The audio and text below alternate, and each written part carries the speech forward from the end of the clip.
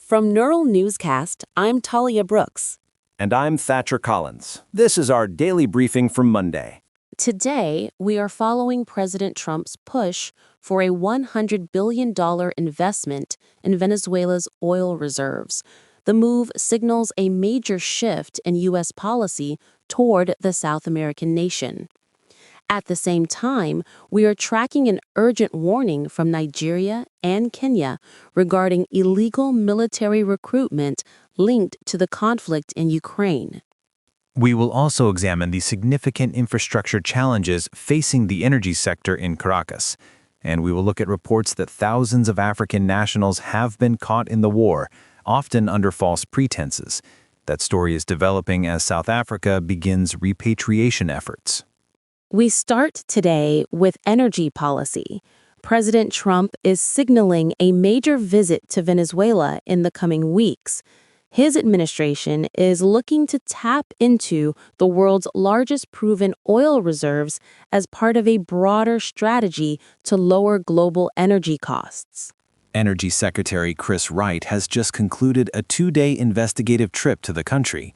He met with various officials to evaluate how the U.S. oil sector can begin reopening operations. This follows years of sanctions and diplomatic tension. The White House is eyeing a massive $100 billion investment package. This funding is intended to restore infrastructure that has been neglected for over a decade. Pipelines, refineries, and drilling sites have all fallen into disrepair. The timing coincides with a legislative shift in Caracas. Venezuela recently passed a law allowing foreign investment in its state-controlled industry. For the first time in years, this could provide a significant opening for American energy companies to return. However, industry analysts warn that the path forward will not be easy. They note that the industry firm PDVSA is in a state of severe decay. Some engineers suggest that much of the existing equipment cannot be repaired and must be rebuilt from the ground up. There are also technical concerns regarding the crude itself. Venezuelan oil is famously heavy and sour. This means it requires specific, complex refining processes that are both difficult and expensive to manage at scale. While we follow these shifts in South American energy, the geopolitical landscape in Eastern Europe is drawing a sharp warning from leaders across Africa.